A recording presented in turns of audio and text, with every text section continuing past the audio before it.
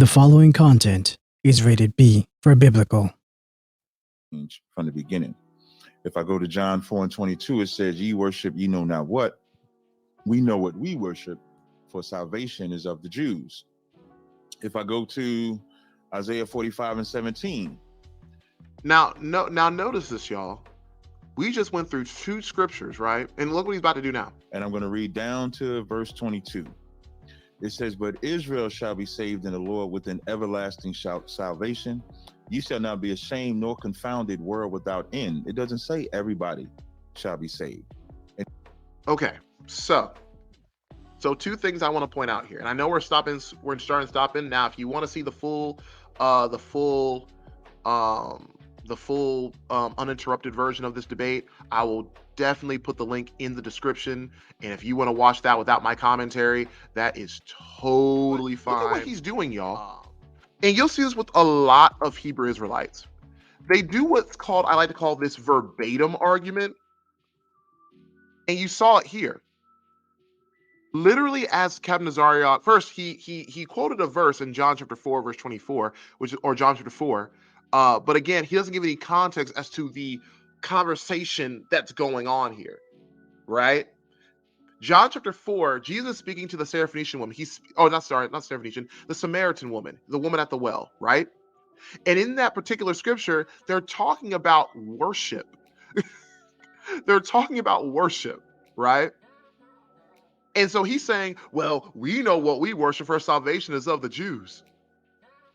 And so Captain Nazariot is taking that text as if it's Jesus saying salvation is only for the Jews. But that's not what the text says. It says salvation is of the Jews, meaning that the salvation that the Jews are seeking is going to be a Jew, period.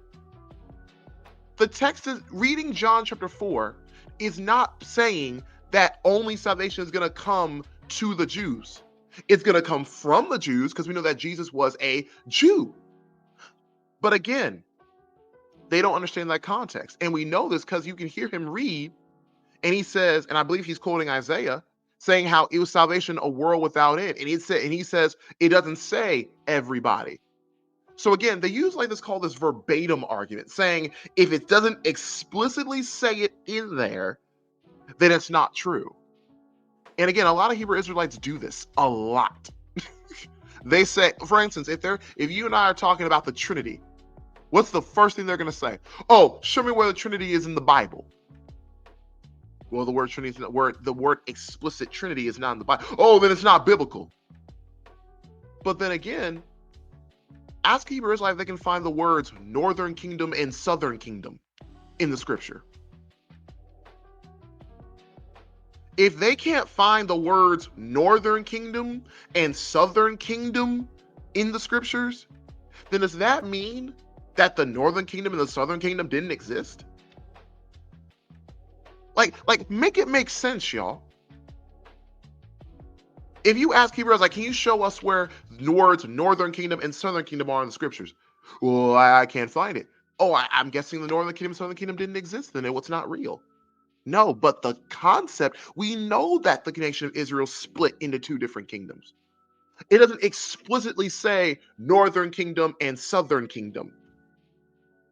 But again, they can apply that to their own rule. They can apply that to their own way of reading the Bible and understanding the Bible. Make sense?